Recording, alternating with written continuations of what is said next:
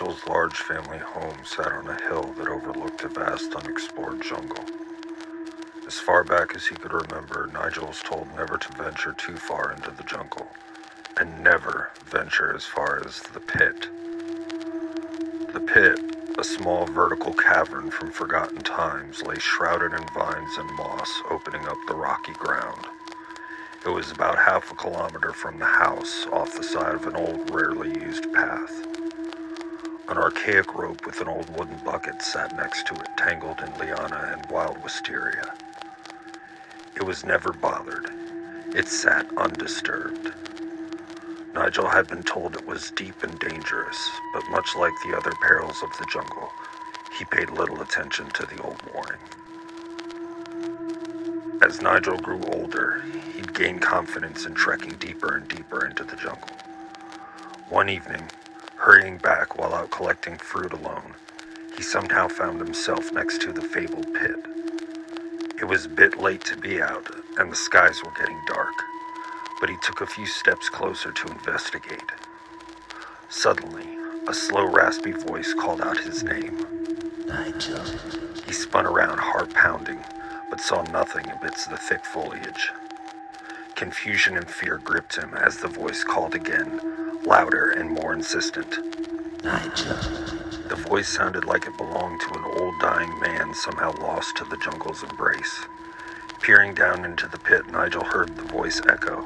Have you got anything fresh? He could see nothing but darkness beyond the first few feet despite the faint light of the full moon overhead. Who are you? How did you get down there? And what do you mean fresh? Nigel called into the abyss. If you give me something fresh, I'll reward you. The voice croaked. All Nigel had besides his satchel of fruit was some dried jerky he'd brought along with him. He placed the jerky into the old bucket and lowered it slowly, the rope slipping through his fingers, until the bucket vanished into the shadows. He waited, breath in hand, until he felt the bucket grow lighter. After a tense 20 seconds, he pulled the bucket back up.